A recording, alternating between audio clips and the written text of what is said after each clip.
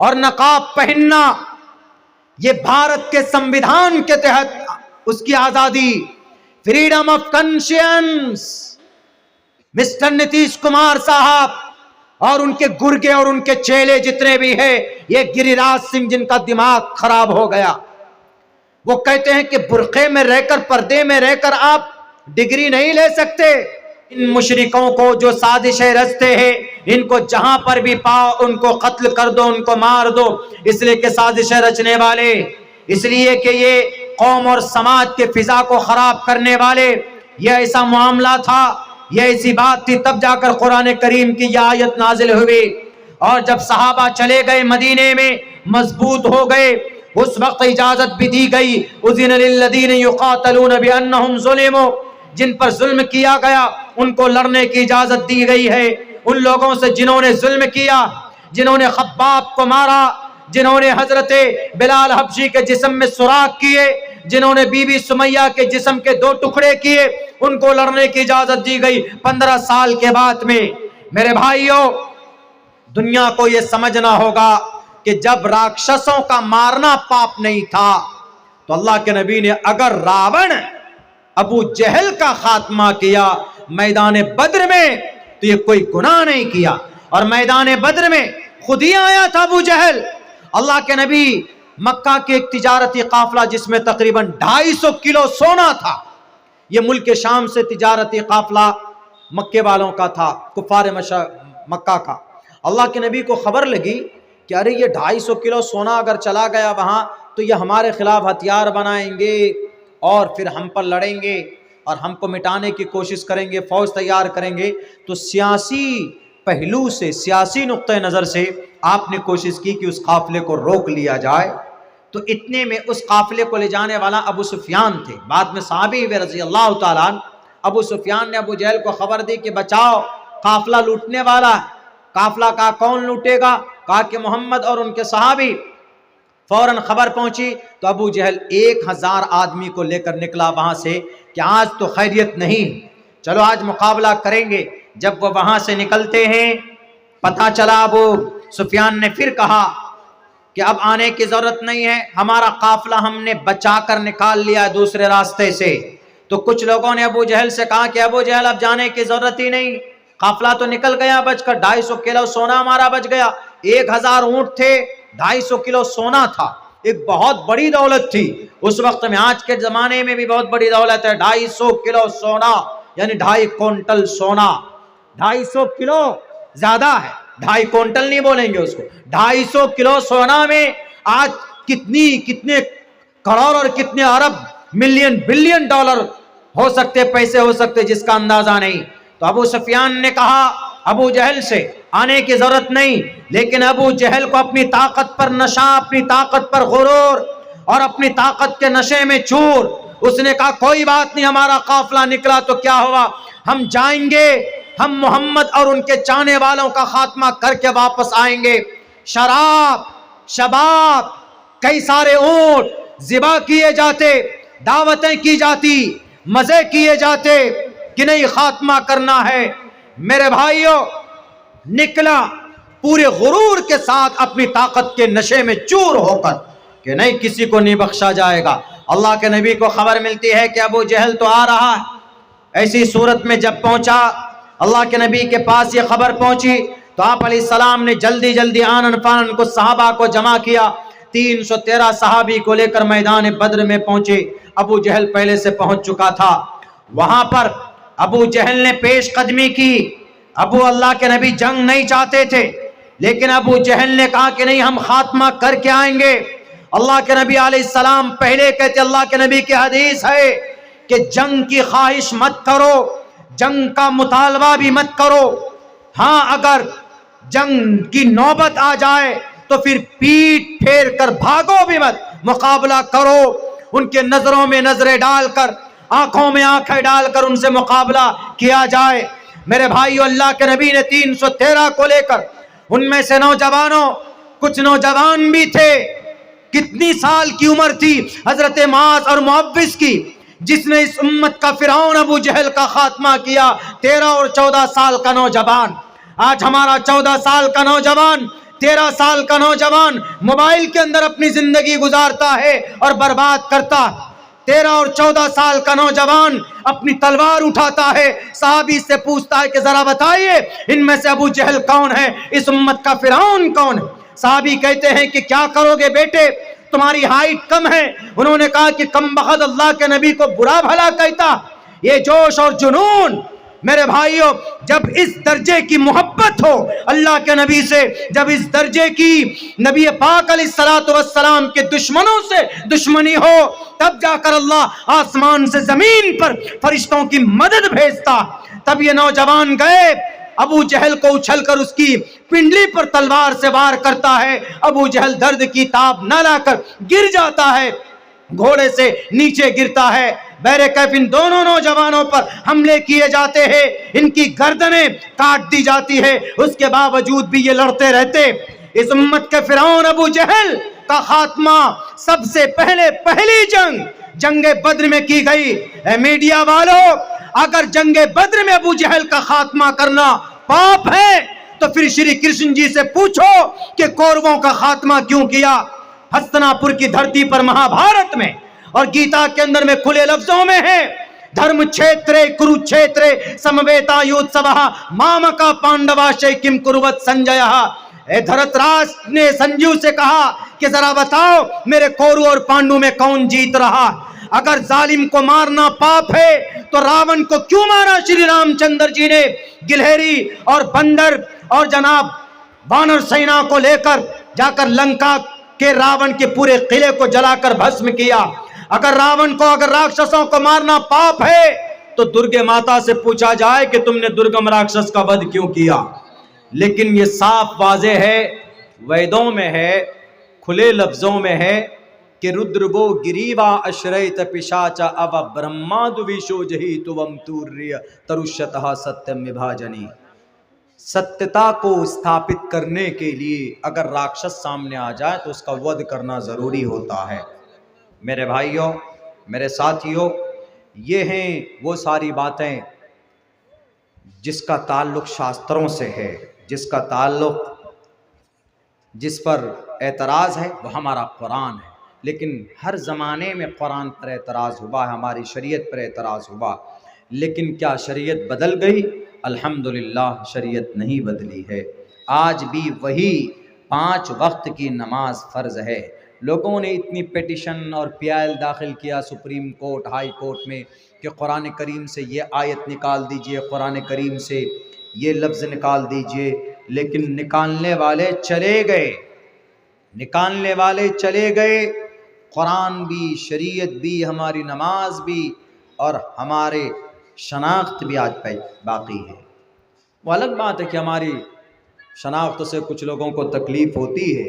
जैसे हुई बिहार के सीएम को, बिहार के सीएम ने एक बेटी डॉक्टर मुस्लिम महिला नुसरत परवीन, अजीब बूढ़ा खड़ूस आदमी, इस उम्र में पता नहीं क्या शौक, शादी कर लीजिए। अब उनको आप इज्जत भी दे रहे हैं और बेइज्जत भी कर रहे हैं, तकलीफ में डाल रहे हैं। और वेदों में क्या कहा गया? यत्र नारयस्तु पूजन्ते रमन्ते तत्र देवता तत्र तास्तु न पूजन्ते न रमन्ते न तत्र देवता। प्रश्नोत्तरी का मंत्र है, नीतीश कुमार जी की किताब का मंत्र है। नीतीश कुमार जी का ग्रंथ क्या कहता है कि नीतीश जी, यत्र नारयस्तु, जिस घर में बेटी रहती है, बेटी हिंदू मुसलमान नहीं, यत्र नारयस्तु, जिस घर में बेटी बसती है, यत्र नारयस्तु पूजन्ते, उस घर में अगर बेटी की इज्जत की जाए, रमन्ते तत्र देवता, तो वहां देवता की कृपा होती। देवता मतलब ईश्वर की कृपा होती। तत्र, इसका उल्टा है फिर, तत्र तास्तु न पूजन्ते न रमन्ते न तत्र देवता। जिस घर में बेटी की इज्जत नहीं होती उसकी बेइज्जती होती है। जैसे मिस्टर नीतीश कुमार ने पकड़कर झटका, ज्यादा ही शौक था मिस्टर सीएम साहब, तो आप बोलते कि मैडम डॉक्टर साहिबा आप चेहरा खोल दीजिए, तब पकड़िए। हम चाहते हैं कि हम आपको सर्टिफिकेट दे रहे हैं तो कम से कम फोटो में आपका रिकॉर्ड रहे। जो तरीका हो सकता था बोल सकते थे। हालांकि बुर्का, लिबास, यूनिफॉर्म ये फंडामेंटल राइट है। मैं शेरवानी पहनता हूं, मुझे कोई नहीं रोक सकता। मैं टोपी पहनता हूं, मुझे कोई नहीं रोक सकता। फ्रीडम ऑफ कॉन्शियंस है। हिंदू भाई चुर्की रखते हैं, चुर्की देखेंगे आप, चुर्की होता पूरे सर का बाल कम, एक चुर्की बड़ा सा रहता, रख सकता, उसकी कल्चर है वो रख सकता। उसको हम ये नहीं कह सकते कि नहीं तुम्हारी चुर्की काट देंगे, नहीं। बहुत सारे हिंदू भाई माथे पे टीका लगाते, तिलक लगाते, बहुत सारे भाई भगवा पहनते, पहन सकता, फंडामेंटल राइट है। देश की, देशवासी को बुनियादी आजादी, क्या खाएगा, क्या पहनेगा, क्या करेगा, कोई नहीं रोक सकता। हां, खाना पीना करना जो संविधान के खिलाफ ना हो। खाने में कोई भी कुछ भी खा सकता, पीने में कुछ भी पी सकता। हाँ, जैसे अल्कोहल नहीं पी सकता, बिहार के अंदर में बिहार सरकार ने बैन कर दिया।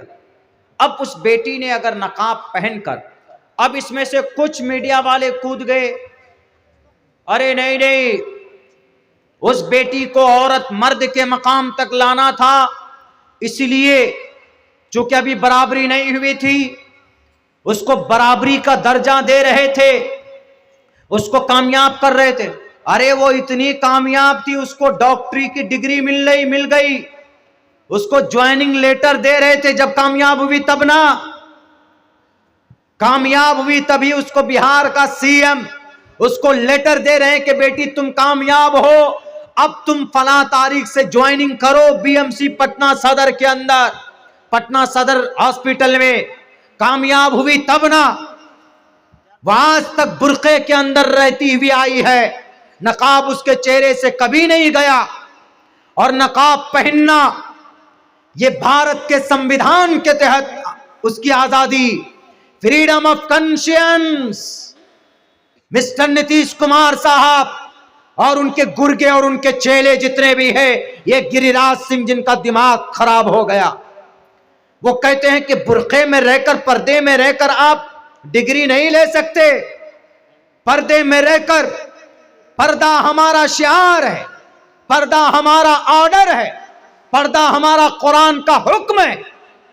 मुशर्रा लिबास में अहादीस की 70 हदीसें मौजूद है, हम कभी भी नहीं छोड़ सकते इसको। और अगर कोई पर्दा, अगर कोई बुर्का या कोई नकाब पहनकर अगर कोई नौकरी करना चाहती या कोई पढ़ाई करना चाहती, तो क्या उसके लिए जरूरी, उसके लिए कोई कानून है कि नहीं अगर ये बुर्का पहने? अब तो सुप्रीम कोर्ट ने भी इजाजत दे दी कि नहीं, अगर कोई कॉलेज के अंदर अगर कोई स्टूडेंट अपने हिसाब से स्कार्फ और बुर्का पहनकर या नकाब लगाकर आए तो उसको इजाजत है, उसके ऊपर फोर्स नहीं किया जा सकता। और दुनिया के लोगों सुनो, हमारे कुरान से बढ़कर हम शरीयत के पर अमल करने के लिए पैदा किए गए। शरीयत पर अमल करने की आजादी नहीं होगी तो उसको छीन कर लेंगे। क्यों? क्योंकि भारत के संविधान में शरीयत पर अमल करने की आजादी दी गई है। Freedom of conscience and free profession and practice propagation of the religion. हमारे धर्म के मुताबिक हम क्या पहनेंगे, टोपी पहनेंगे कि लुंगी पहनेंगे कि पजामा पहनेंगे कि पैंट पहनेंगे कि चड्डी पहनेंगे, हर किसी को इजाजत है। लेकिन कौन आदमी चड्डी पहनकर मार्केट में जाता? कोई नहीं। हर जगह की अलग अलग लिबास पहनता।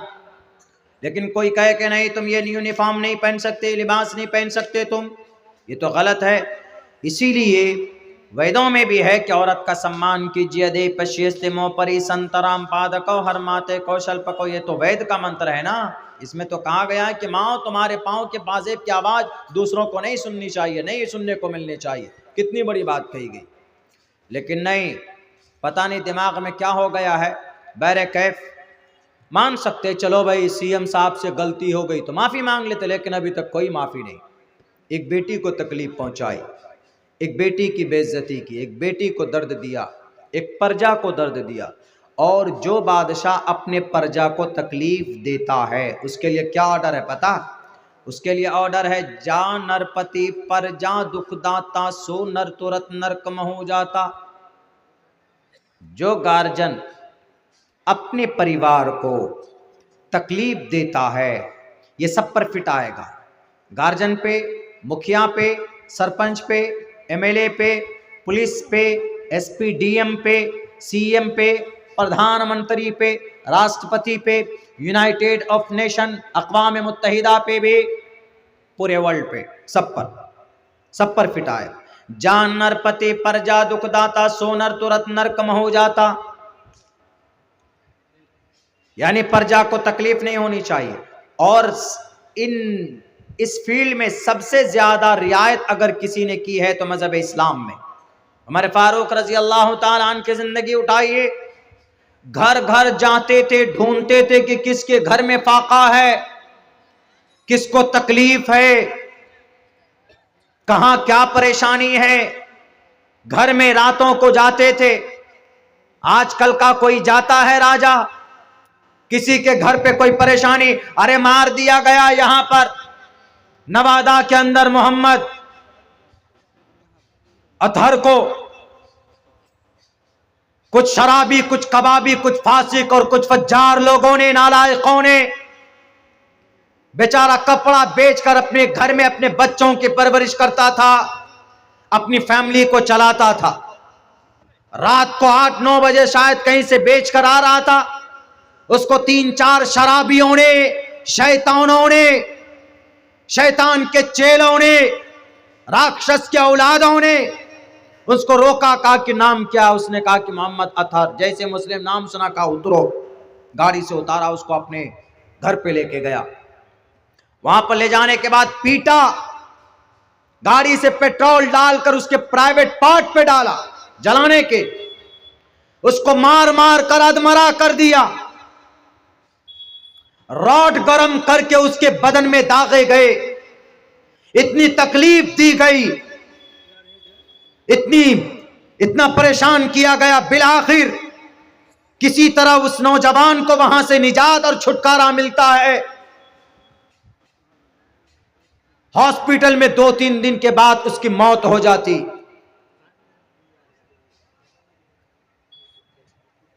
कोई आया, बड़ी बड़ी बातें करते हैं, इलेक्शन का टाइम आएगा तो मैं तुम्हारा हूं, मैं तुम्हारी आवाज बुलंद करता हूं।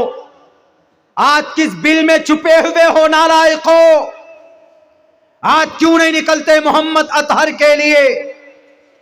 आज क्यों तुम्हारी जुबानें गुंग है?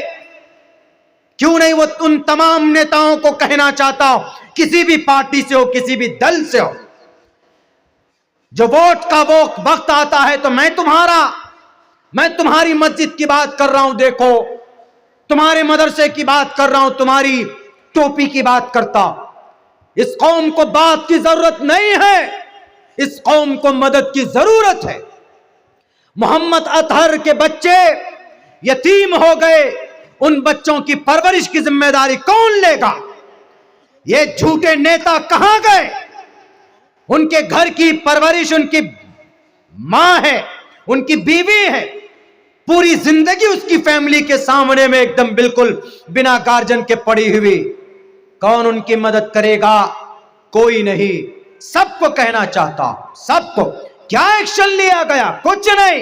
यहीं पर होते अबू बकर सिद्दीक, यहीं पर होते उमर फारूक रजी अल्लाह ताला, दर्रा चलता भी, कोड़े चलते।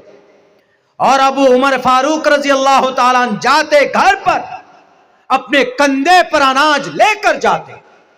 तारीख गवाह है, उमर फारूक रजी अल्लाह ताला अन्हु ने 22 लाख मुरब्बा मील की धरती पर हुकूमत की और अपनी पूरी जिंदगी के अंदर जब तक ये खलीफा रहे, कोशिश यही रही कि किसी भी इंसान को भूखा ना रखो, ना रहने पाए, और किसी इंसान को मेरी जात से तकलीफ ना पहुंचे। मेरे भाइयों, आजकल के ये लोग तो खामखा डुगडुगी बजाते, लेकिन कोई किसी की मदद के लिए नहीं आता।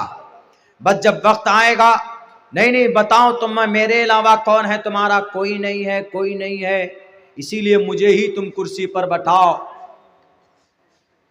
बैरकैफ क्या कहा गया इसमें, जान नरपति पर जा दुखदाता, सो नर तुरंत नरकम हो जाता।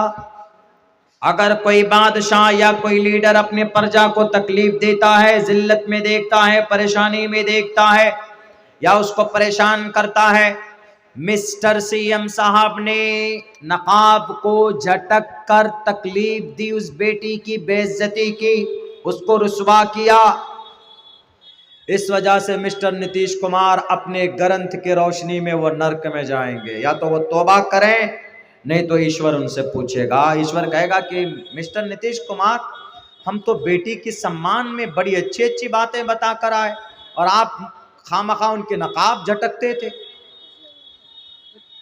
उनके बाद उनके नेताओं ने जो एकदम बिल्कुल वो चढ़ के दिखा, नहीं अच्छा किया, अच्छा किया, चोरी सीना जोरी, ये गलत है। इस्लाम में इस चीज को पसंद नहीं किया गया, मना है, नहीं कर सकते आप ऐसा। तो मेरे भाइयों, आज जो इतने सारे हालात पैदा किए गए हैं हमारे और आपके के लिए इस पूरे मुल्क हिंदुस्तान के अंदर, उसकी एक बड़ी वजह हम मुसलमान भी हैं। हम मुसलमान बहुत जल्दी जज्बाती हो जाते हैं, और हम मुसलमान सिर्फ नाम के मुसलमान रह गए, कोई लाए अमल नहीं, कुछ भी नहीं। इस देश के अंदर आप सबसे निडर और सबसे मजबूत कौम हमेशा से रहे हैं, और आज भी, बस उसको निखारने की जरूरत है।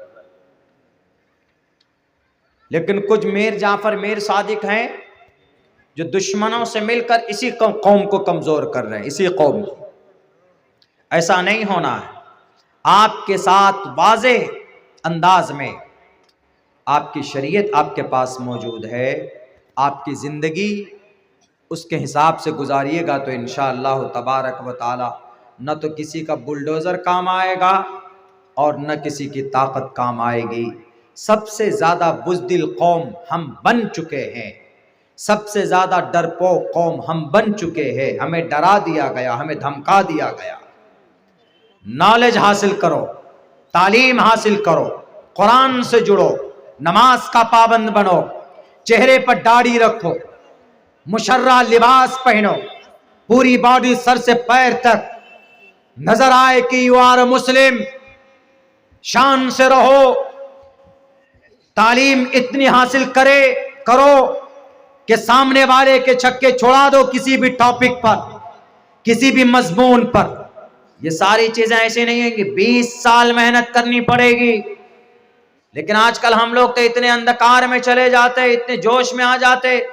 कोई नेता हम लोगों को लॉलीपॉप थमाता, चलो एक नया नेता पैदा हो गया है बंगाल में, वो नई बाबरी मस्जिद बनाने के चक्कर में लगा हुआ। उनसे पूछिए नमाज के फराइज क्या, उसको वो भी याद नहीं। मेरे ख्याल से उसको अत्तहियात दुआए कुनूत भी याद नहीं हो, और वो चला बड़ी मस्जिद बनाने के लिए। खाया इतना है कौम का कि पेट बाहर निकला हुआ उसका। कौम को इंसाफ देने के लिए चला। 23,000 मासूम मुस्लिम लड़कियां जो प्रोस्टिट्यूट के धंधे में धकेल दी गई है बंगाल में, उनके लिए आवाज नहीं बुलंद किया आपने अभी तक। कम से कम 19 नौजवान बंगाल की धरती पर ऐसे हैं जो जेल के सलाखों के पीछे बंद हैं और वो मासूम हैं। उनके लिए आपने आवाज बुलंद नहीं की। और हमारी ये कौम, हाँ मस्जिद बन रही है, चलो ईंट ले लेकर। अरे मस्जिद बनाने से ज्यादा, मस्जिद नहीं बनाओगे अगर तो अल्लाह नहीं पूछेगा, लेकिन नमाज नहीं पढ़ोगे तो अल्लाह पूछेगा। मस्जिद बनाना फर्ज नहीं है, नमाज पढ़ना फर्ज है। नमाज पढ़ने के लिए अगर आपको कोई मस्जिद या कोई दीवार न मिले तो किसी बयाबान जंगल में, किसी दरख्त के नीचे, पाक और पवित्र जमीन के ऊपर भी नमाज पढ़ोगे तो नमाज कबूल हो जाएगी आपकी। लेकिन क्या है ये, उसको गद्दी चाहिए, गद्दी। ऐसे बहरूपियों से कौम को बचाने की जरूरत है।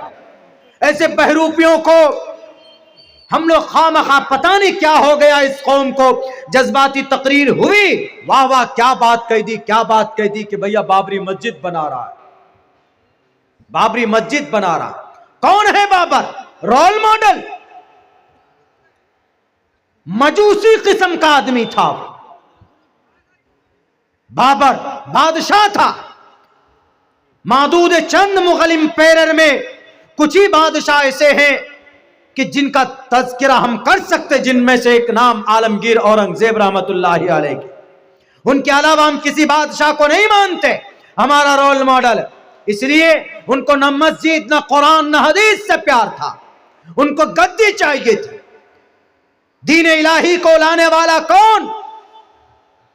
अकबर बादशाह, मुस्लिम था, हदीस से मोहब्बत थी, लेकिन आखिर वक्त में इनके दिमाग में ऐसा भूसा भरा कि एक तरफ ये कहा कि हिंदू धर्म भी अच्छा है, क्रिश्चियन भी अच्छा है, इस्लाम भी अच्छा, दोनों तीनों को मिला करके एक धर्म बना दिया, दीन इलाही, दीन अकबरी। कौन था अकबर? मुस्लिम बादशाह था, मुस्लिम बादशाह।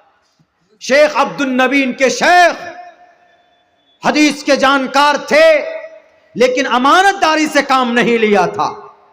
इसीलिए हमारा रोल मॉडल कोई बादशाह नहीं। मस्जिद का नाम रखना है तो मस्जिद अब्दुल्ला रखो, मस्जिद का नाम रखना है तो अम्मा आयशा के नाम पर रखो, मस्जिद का नाम रखना है तो किसी सहाबी के नाम पर रखो। लेकिन नहीं समझते, क्योंकि वक्त आ गया है ना, वक्त आ गया है डुगडुगी बजाने का। इसीलिए उम्मत के नौजवानों, आप सबको ऐसे लोगों से होशियार रहने की भी ज़रूरत है, और ऐसे मौके पर आप सबकी रहनुमाई और रहबरी अगर कोई कर सकता है तो कोई नेता नहीं, आपके पास आपकी शरीयत मौजूद है, इससे जुड़िए। इंशाअल्लाह आपकी मस्जिद की भी हिफाजत होगी, आपके मदरसों की भी हिफाजत होगी। कोई आवाज़ बुलंद करने वाला नहीं है जनाब, कोई नहीं। मैं भी आसाम में था, कम से कम 5 से 6 दिन तक का दौरा था। वहाँ हम कई मदरसों में गए, अभी की बात, बिल्कुल जस्ट इसी महीने में हम गए कई मदरसों में। हमने जा करके पूछा कि भाई सुना है कि यहाँ 1303 मदरसे कन्वर्ट करके स्कूल में बदल दिया। 1300 मामूली, 1303 मदरसे। हमने कहा ऐसा क्यों हुआ? यहाँ के नेताजी ने आवाज़ क्यों नहीं उठाई? उन्होंने कहा कि वो नेताजी इसलिए आवाज़, जो मुसलमानों के नेता हैं वहाँ के, उन्होंने आवाज़ नहीं उठाई। बोला मौलाना उनकी कोई मजबूरी है। हमने कहा तो आप लोगों ने कहा कि भाई डंडा चला है सब पर, हम लोग मजबूर हो गए, हम लोगों ने भी देखिए हमारे मदरसे चेंज कर दिए गए। यानी उनमें से वो जो बोर्ड के मदरसे थे जिनको ग्रांट दिया जाता था, अब वहाँ उन मदरसों के अंदर उनकी मर्ज़ी के मुताबिक सिलेबस और निज़ाम तय किया गया है। जहाँ कुरान पढ़ाया जाता है तो वहीं पर वो लोग गीता भी पढ़ाते हैं। बल्कि बाज़ जगहों पे तो कहा कि कुरान के ऊपर में बहुत सारे इल्ज़ामात है, बहुत सारे आरोप है, इस कुरान को बंद कर दो, गीता पढ़ाएंगे। गीता में अच्छी बात है, हालांकि गीता के पहले मंत्र में जंग है, जिहाद है, धर्म क्षेत्रे कुरुक्षेत्रे समवेता युत्सवः मामका पांडवाश्च किम कुर्वत संजयः। जंग है। कुरान की पहली आयत में क्या है? पहली सूरह फातिहा, अल्हम्दुलिल्लाहि रब्बिल आलमीन। ईश्वर की, अल्लाह की तारीफ हो रही है। अल्हम्दुलिल्लाहि रब्बिल आलमीन, तमाम तारीफ उस रब के लिए जो दोनों जहान का पालनहार है। अर्रहमानिर रहीम मालिक यौमिद्दीन इय्याका नअबुदु व इय्याका नस्तईन इहदिनस सिरातल मुस्तकीम सिरातल लज़ीना अनअमता अलैहिम गैरिल मग़ज़ूबि अलैहिम वलद्दाल्लीन। पूरी सूरह फातिहा पढ़, यहाँ तक कि आप सूरह बकरा की एक रुकू पढ़ लीजिए, अलिफ लाम मीम ज़ालिकल किताबु ला रैब फ़ीहि हुदल लिल मुत्तक़ीन अल्लज़ीना युमिनूना बिल गैबि व युक़ीमूनस सलाता व मिम्मा रज़क़नाहुम युनफ़िक़ून। पूरी सूरत पढ़ लीजिए, एक रुकू तक पढ़ लीजिए, कहीं पर भी एक लफ्ज़ जंग, लड़ाई, मार पर नहीं है। सूरह फातिहा में तो अल्लाह की बड़ाई है, फिर एक दुआ है, फिर पनाह मांगी गई है मग़ज़ूब कौम से, भटके हुए कौम से। इतना अच्छा पैगाम इस कुरान का। एक दो आयतें उनकी समझ में नहीं आए तो इसी पर इल्ज़ाम लगा दिया कि कुरान बंद करो। इसीलिए मुजरिम हम लोग भी, हमारे स्कॉलर भी कुछ न कुछ चूक उनसे हुई, हमारे दानिश्वरों से। कुरान में जो मज़ामीन है जिसके ऊपर ऑब्जेक्शन हो सकता, उसको दूध का दूध पानी के पानी तरह करके पेश करना चाहिए लोगों के सामने। जैसे फकुलू मिम्मा गनिमतुम, इस आयत का तर्जमा क्या करते हैं हिंदू पता?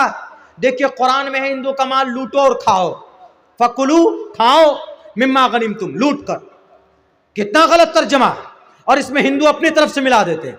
फकुलू फेले अमर है, खाओ, अकल याकुलु अकलन के माने खाना, फकुलू पस खाओ, मिम्मा गनिमतुम, गनम यगनिमु कि मतलब जो माल तुमको मैदान जंग में जीता है तुमने, वो माल को तुम खा सकते हो। ये तर्जमा है, लफ्ज हिंदू कहीं नहीं और लफ्ज लूट कहीं नहीं। लेकिन इसका क्या तर्जमा करते हैं लोग? विश्व हिंद परिषद के नौजवानों के दिमाग में भरा गया कि कुरान की ये आयत का ये मतलब है। तो अब हमारी क्या जिम्मेदारी बनती है? हमारी जिम्मेदारी ये बनती है कि इस आयत का ये मतलब नहीं है। जहां तक हो सके वीडियो के जरिए, यूट्यूब के जरिए, फेसबुक के जरिए, सोशल मीडिया के जरिए से, चूंकि वहीं से फितना फैलाया जाता, तो इन जगहों से हम दीन की इशाअत और दीन पर, कुरान और हदीस पर लगे हुए एतराज का जवाब दे सकते हैं। बिल्कुल ममानियत नहीं है। हालांकि कुछ लोगों ने एतराज किया कि वीडियो नहीं बनना चाहिए, लेकिन कुछ लोग क्या जो कुरान को बदनाम कर रहे वीडियो बनाकर, तो उसको उसी जगह से जवाब दे सकते जबकि इसकी इजाजत है। तो फकुलू मिम्मा गनिमतुम का तर्जमा क्या करेंगे आप? कैसे समझाएंगे? मैंने पढ़ा है वो मंत्र, वो कहा गया कि रुद्र वो गिरीवा शरैत पिशाच अव ब्रह्मा दुविशो जई तुवम तूर्य तरुषता सत्यम विभाजनी, तरुषता सत्यम विभाजनी, शत्रु को मारो और शत्रु से बचा हुआ माल जो है विभाजनी, वो बांट लो, आपस में खा लो।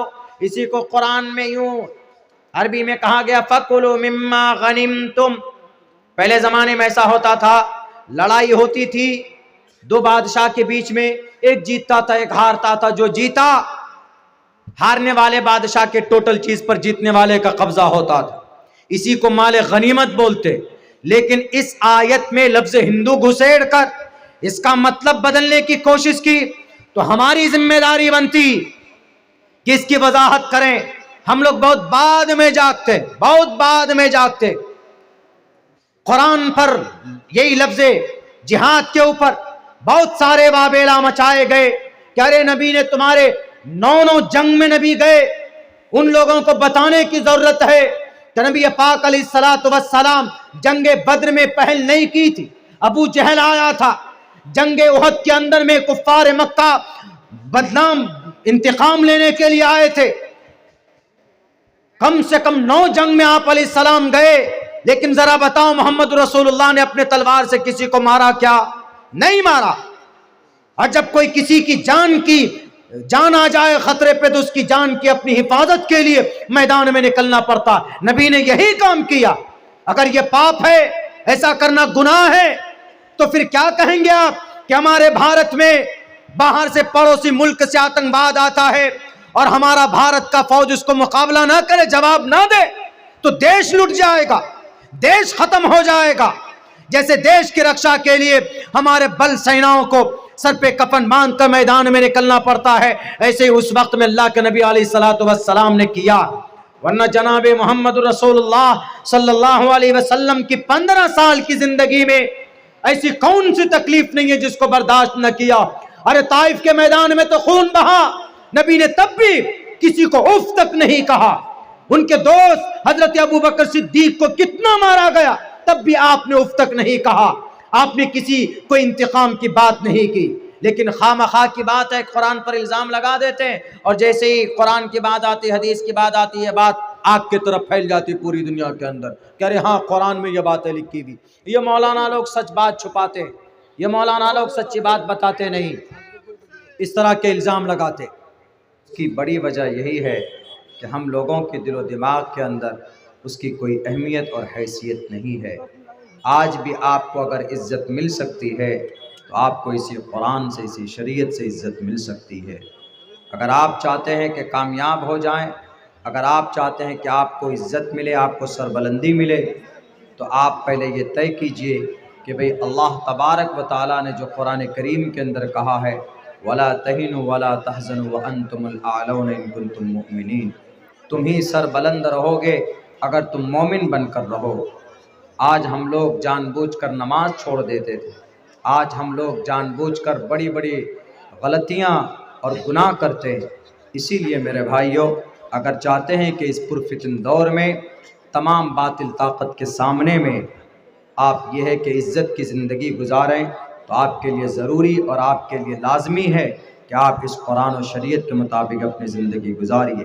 इन जलसों को सिर्फ जलसे, रस्मी जलसा मत बनाइए, बल्कि जो भी बातें पैगाम कुरान और शरीयत का आपके पास तक पहुंचा है उन पर अमल करने की कोशिश कीजिए, तो इंशाअल्लाह तबारक व तआला आपकी कामयाबी होगी।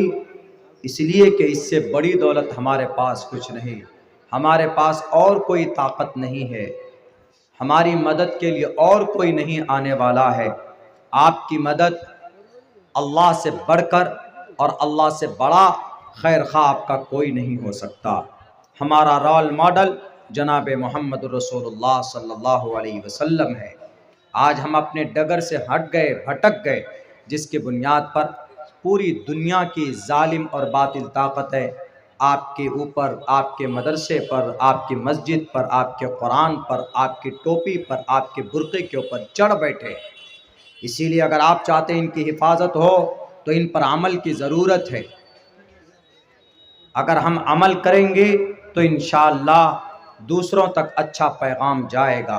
अगर हम इनके मुताबिक अपनी ज़िंदगी गुजारेंगे तो ज़रूर इसकी हिफाजत होगी।